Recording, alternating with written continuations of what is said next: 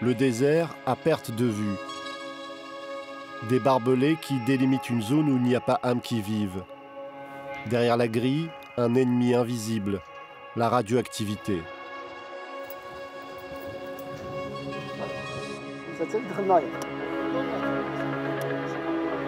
À quelques centaines de mètres, le point zéro de la première explosion nucléaire française. Notre équipe a pris toutes les précautions nécessaires et ne doit pas rester sur les lieux plus de 15 minutes.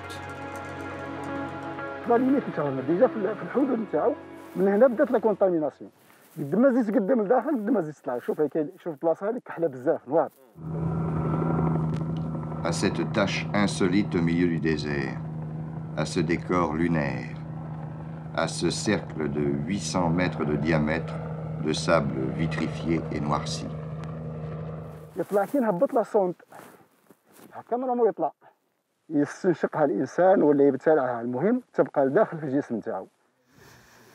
Plus de 60 ans après, la radioactivité reste extrêmement élevée dans cette zone.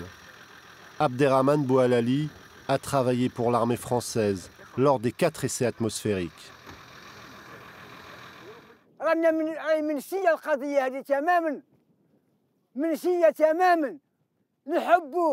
المسؤولين تاوعنا الله يعمل مولانا ينصرهم في الوقت الحاضر ينوضوا يقوموا بالصح ويحاسبوا فرنسا اللي راهي دارت اكبر جريمه في العالم. La ville de Regan est associée à jamais aux expérimentations nucléaires françaises. Une immense base avait été construite à 7 km de la ville. 6500 Français et 3500 Algériens, les pélos, personnel laborieux des oasis, l'ont fait sortir de terre. Abdallah et Salah travaillaient comme manœuvres et chauffeurs.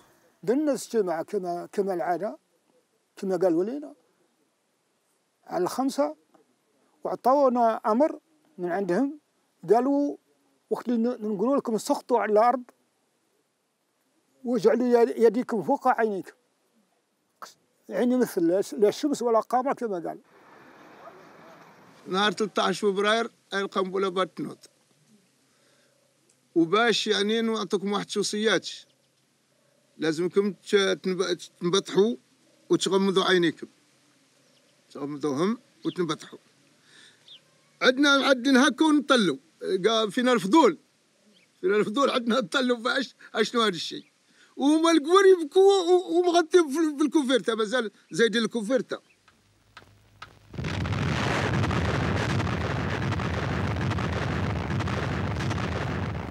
Les deux hommes gardent un souvenir intact du matin de l'explosion. En 1960, les autorités françaises ont une bonne connaissance des effets des radiations sur l'homme et l'environnement. Mais le discours se veut rassurant. Il n'y a pas de danger. C'est même la femme du commandant de la base de Regan qui le dit. Vous vivez avec vos enfants, donc pour vous, il n'y a pas de notion de danger. Ah non, il n'y a pas du tout de danger. Et mon mari, justement, avait tenu à ce que nous soyons là au moment de l'explosion pour bien prouver qu'il n'y avait aucun danger. Il n'y a aucune appréhension. Aucune appréhension, non. Gérard Delac, lui aussi, était à Regan, en tant qu'appelé lors de Gerboise Bleue. Son histoire, il l'a beaucoup racontée. Trop affaibli par plusieurs cancers, il a bien du mal à parler. Sa femme, qui le soutient dans son combat depuis des années, connaît son histoire mieux que lui. Mais il faut savoir qu'actuellement, il a eu 30 opérations du visage. Au mois de décembre, il a eu un cancer sur la lèvre. En 2020, il a eu 4 opérations du visage. Les 2 tempes, le menton et la lèvre. Et là, vous voyez, il a un bouton. À mon avis, c'en est un autre. Quelques jours après la première explosion, on lui a demandé, comme il était chauffeur et qu'il était de permanence ce jour-là, un officier lui a demandé d'emmener un autre officier là où il lui dirait. Il lui a montré le chemin et ils sont allés dans le trou de la bombe mettre le drapeau français, au point zéro. Et il y a un hélicoptère qui les a survolés en leur disant qu'ils étaient en zone contaminée, qu'il fallait qu'ils partent. Et quand ils sont rentrés, ils sont passés à la décontamination. Et lui, il avait de la radioactivité dans les cheveux. C'est comme ça qu'après, quand il est rentré en France, il perdait les cheveux par plaques. Monsieur Delac, aujourd'hui, vous êtes en colère après les responsables ou... Oui, Disons qu'à l'époque, il était fier. À l'époque, on était fiers. D'avoir servi la France, d'avoir participé à cette... c'était la grandeur de la France. Ben, aujourd'hui, on trouve qu'ils les ont laissés tomber, quoi. Voilà, c'est... Ils risquaient rien, on leur disait qu'ils risquaient rien. Ils se sont servis de nous. La fille de Gérard Delac a voulu en savoir plus sur le destin de ses appelés.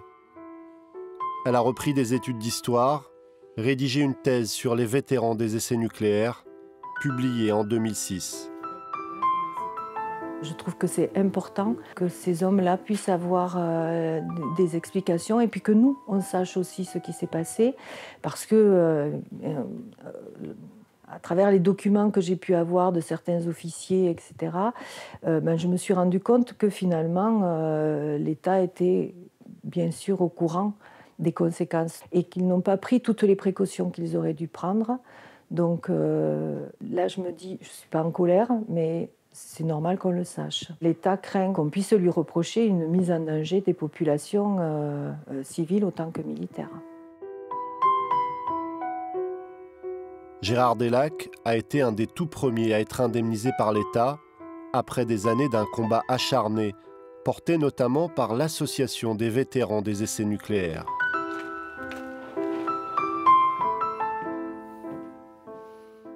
Voilà, ça c'est des témoignages de tout un tas. Vous voyez, c'est des personnes qui nous écrivent, hein, qui nous disent bon, voilà ce qu'on a fait, voilà, on a contacté un tel, ça c'est un récit d'un monsieur qui témoigne justement sur le plan de la montagne à Hineker. Vous voyez, voilà, tout ça, là, c'est témoignages sur la Polynésie, témoignages sur le Sahara. Et c'est grâce à ça que nous, on arrive à avancer. En 20 ans, la Veyne a réussi à devenir un interlocuteur incontournable pour les autorités, grâce à de nombreux relais politiques et médiatiques. En 2010, la loi Morin a facilité l'indemnisation des vétérans. Ce ne sera plus à la victime de prouver que sa maladie est liée aux essais nucléaires, mais c'est à l'État qu'il appartiendra de contester ou de contredire cette affirmation. Les indemnisations se sont accélérées depuis 2018. Mais pour l'association, il reste de nombreux combats à mener. Actuellement, on travaille sur plusieurs sujets. On travaille d'abord sur la reconnaissance continuelle des vétérans avec l'élargissement du tableau des maladies. Deuxièmement, on travaille sur la descendance, parce qu'on est intimement, nous, convaincus qu'on a transmis. Donc, on est en train de faire une enquête auprès des enfants de vétérans. Donc, nous, maintenant, on demande effectivement à ce qu'il y ait une reconnaissance entière aux ayants droit. C'est-à-dire, ce sont les conséquences qu'on appelle, nous, par ricochet. L'épouse ou la femme qui a assisté, bien sûr, son mari, qui est malheureusement souvent devenu veuve, et les enfants qui ont subi ça. Des dizaines de vétérans français ont été indemnisés. Un seul Algérien. Alors que la loi Morin concerne aussi les populations du Sahara. À Regan, beaucoup d'anciens pourraient prétendre obtenir réparation. Encore faut-il qu'ils soient au courant. Les rares dossiers sont retoqués, faute de documents et faute de preuves. Au sein de la population, beaucoup sont convaincus que le nucléaire est à l'origine de tous leurs maux.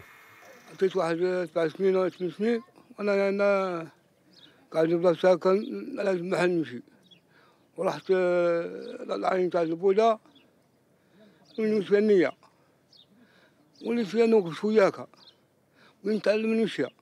احنا نهار اللي جاو قالوا قعد انتم ماكم حيين هنايا حيين كذا تبعنا ما راه وخشين عندكم هنايا ما راه وخشين عندكم هنايا اي ما راه وخشين طيح ما قلنا احنا ما تبقى فيك مرة كاع ايوا انا حيين اخويا ومن عذاب تلمر في الناس كل العمر نتاعي 18 سنة، رانك تشوف الحالة نتاعي راهي قدام عينيك، يعني اللي في الليل في أي لحظة توجعك الجلادي. مشينا للرقان، مشينا للأدران، مشينا لأي جهة زرناها ما كاش الدواء نتاعها.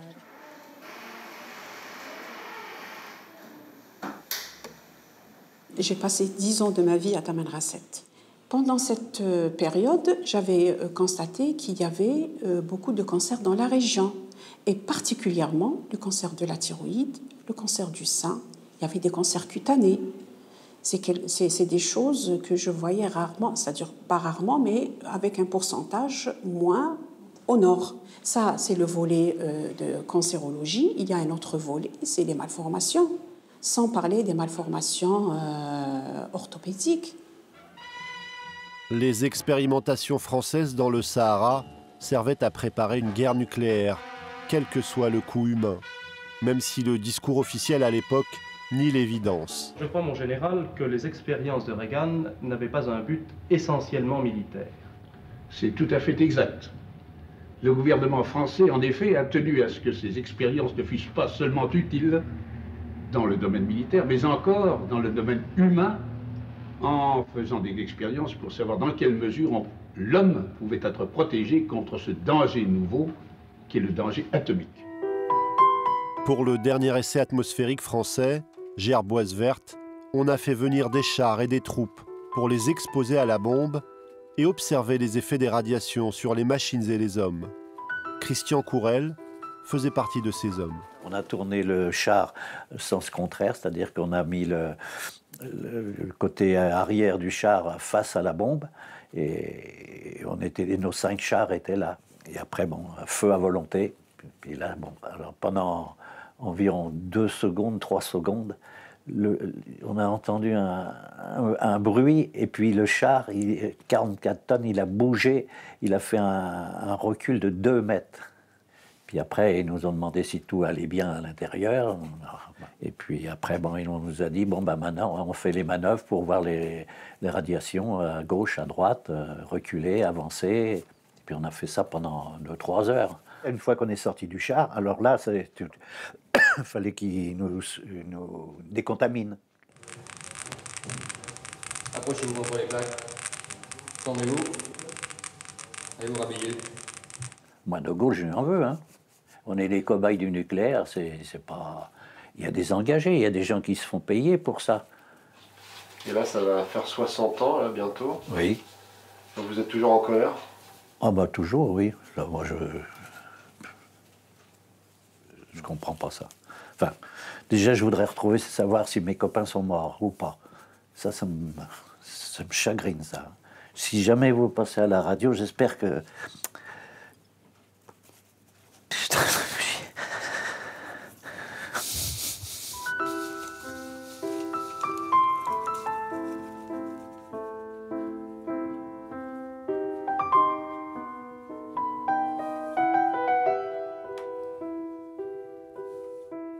Après le dernier essai atmosphérique, la France négociera lors des accords d'Évian la possibilité de continuer ses expérimentations après l'indépendance au cœur des montagnes du Haut-Gard. 3, 2, 1, 0. L'ébranlement du sol soulève les poussières accumulées par l'érosion sans cassure de la montagne. Elles ne sont pas radioactives, les émanations sont en permanence contrôlées pour déceler tout danger accidentel. Jusqu'en 1966, la France procédera à 13 essais souterrains, dont certains connaîtront des épisodes tragiques. Louis Bulidon, avec son profil d'ingénieur chimiste, s'est retrouvé dans un laboratoire en mai 1962 sur le flanc de la montagne à Hineker. J'ai été initié à une activité qui consistait à mesurer la radioactivité de l'air ambiant. L'essai Beryl tourne à la catastrophe. La bombe est bien plus puissante que prévu et la montagne ne peut contenir le souffle de l'explosion.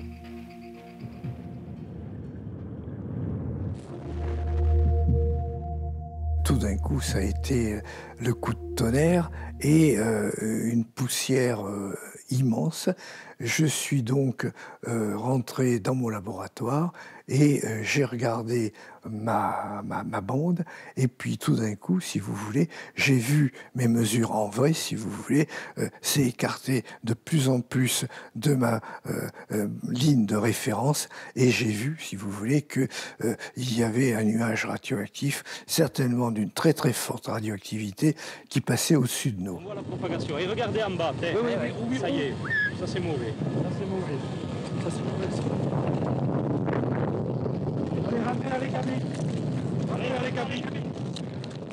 Je mets immédiatement mon masque à gaz dans mon laboratoire et je vois mes camarades du génie venir sur le laboratoire pour savoir que faire. J'enlève mon masque, je leur montre, je leur dis vite, vite le masque. Et ils me disent on n'en a pas. En même temps est arrivé 5 ou 6 gars que je ne connaissais pas, avec leur combinaison blanche, qui se sont foutus à poil, qui m'ont demandé où était le robinet d'eau, et comme des fous furieux, ils se sont savonnés comme des bêtes furieuses. Ça a été la confirmation pour moi qu'il s'était passé quelque chose de très grave. C'est la débandade. Le ministre des Armées Pierre Messmer et le ministre de la Recherche scientifique Léon Pavlevski, venus assister à ce tir très médiatique, fuient vers l'aéroport militaire. À la fin des années 2000, une délégation de scientifiques et d'anciens appelés a été invitée sur les lieux par les autorités algériennes. Des lieux abandonnés, mais toujours accessibles. Du matériel radioactif a été laissé sur place, sans que les populations locales ne soient vraiment informées du danger. Il y a des gens qui ont creusé. Certains ont pris des couvertures, d'autres des voitures, des tentes. Et que sont devenues les voitures? Ils les ont démontées, puis ils les ont utilisées en pièces détachées. Les images d'Ineker montrent un site qui n'est pas vraiment sécurisé, auquel les populations locales ont accès librement malgré le danger. Le scientifique français Roland Desbordes avait pu y accéder. Les récupérateurs viennent toujours, plus de 60 ans après, récupérer des câbles et font brûler le plastique, tout ce qui est combustible, pour récupérer le cuivre. Et ça, il y a une activité de récupération qui est toujours aujourd'hui présente sur le site. De cette visite sur le site d'Ineker, le scientifique a rapporté un échantillon rendu par la suite aux autorités algériennes. Vous voyez sur ce pic une énorme contamination en césium-137. Il y a aussi une contamination en plutonium. Donc c'est vraiment un déchet radioactif à vie longue qui n'a absolument rien à faire dans l'environnement accessible à tout le monde. En 1962, les autorités françaises ont minimisé l'impact sur les populations locales, notamment Touaregs. L'armée avait pourtant fait des relevés à des centaines de kilomètres des lieux de l'explosion, consciente de la dissémination des retombées radioactives. Aucun inventaire n'a été fait des séquelles de ces essais. C'est la honte de la France. Au-delà des mots, le plus grand service que la France pourrait rendre à ces populations du Sud, c'est de construire à ses frais un hôpital dédié aux maladies résultant des retombées radioactives de ces essais. Le secret défense empêche toujours d'accéder à toutes les preuves de la contamination des populations et de l'environnement. Ce que je voudrais, c'est qu'on nous restitue quand même des archives, parce que l'histoire de l'Algérie et de la France, c'est une histoire commune. Ils sont partis un peu à la débâcle, un peu à la précipitation, et ils ont dû enterrer tous les engins radioactifs dans le sol algérien. Nous avons des avions, nous avons des tanks, nous avons des bateaux, nous avons des pièces d'artillerie. C'est extraordinaire. Lorsque nous, on demande aujourd'hui le plan de l'enfouissement des déchets nucléaires, c'est notre droit. La France doit coopérer. Elle doit aider par des moyens financiers, par des moyens scientifiques, par des moyens techniques. C'est vrai que beaucoup pensent, oui, les Algériens voudraient de l'argent, ils sont cupides. Non, on n'est pas cupide. Non, on n'est pas cupide. Non, on voudrait une réparation. Depuis des années, l'Observatoire des armements basé à Lyon se bat pour obtenir la déclassification de documents concernant les essais nucléaires en Algérie, comme ces dizaines de pages obtenus de haute lutte devant la justice. Ces documents, en fait, ils nous ont surtout confirmé des choses qu'on savait, mais dont on n'avait pas les preuves officielles, puisque nous, on avait des éléments recueillis par les témoignages ou par certains documents que les personnes avaient gardés et nous avaient transmis, mais ils n'étaient pas officiels, donc on ne pouvait pas les utiliser, notamment devant les tribunaux, pour prouver que les personnes avaient été impactées. Ça permet de reconstituer l'histoire, ça permet de comprendre qu'ils étaient au courant aussi, qu'ils avaient bien connaissance, parce qu'il ne suffit pas de l'affirmer, il faut pouvoir le montrer et le prouver. Et c'est à ça que servent ces documents-là. certains documents, il y a des pages blanches dedans, où ils n'ont pas déclassifié toutes les pages du document, parce qu'ils devaient estimer que c'était trop sensible, mais pas sensible au sens de la prolifération, comme ils nous le disent, mais sensible par rapport aux données que ça pouvait donner, par rapport aux conséquences sur les populations. Reconnaître ce que tout le monde, bien sûr, sait, mais ne peut pas prouver, impliquerait forcément à renforcer les indemnisations et impliquerait surtout pour l'État reconnaître qu'il a fauté quelque part, puisque c'est quand même ça le rôle numéro 1 de l'État, d'assurer la sécurité de sa population. En janvier 2021, l'historien Benjamin Stora a rendu au président Macron un rapport qui préconise d'ouvrir les archives sur la période coloniale. Mais les essais nucléaires français ne sont pour l'heure pas concernés. Nous, ce qu'on demande, et les associations, les historiens qui ont travaillé sur ces questions, ce n'est pas les secrets de fabrication de la bombe, bien évidemment, on ne saurait pas quoi en faire, et ce n'est pas ça qu'on recherche, mais c'est tous les éléments qui mesurent les conséquences qu'il y a eu sur l'environnement et sur les populations, et bien sûr aussi sur le personnel qui a participé à ces programmes d'essai. La région de Regan et le Hogar ont été souillés par les essais nucléaires. Dans certaines zones, la radioactivité ne commencera à décroître que dans 24 000 ans. Au début de l'année 2021, le ciel de la ville de Lyon a pris des couleurs ocre. Plus de 60 ans après le début des essais nucléaires, des particules radioactives chargées en césium-137 se sont retrouvées en France, portées par de forts vents venus du Sahara, comme un rappel cinglant de l'histoire.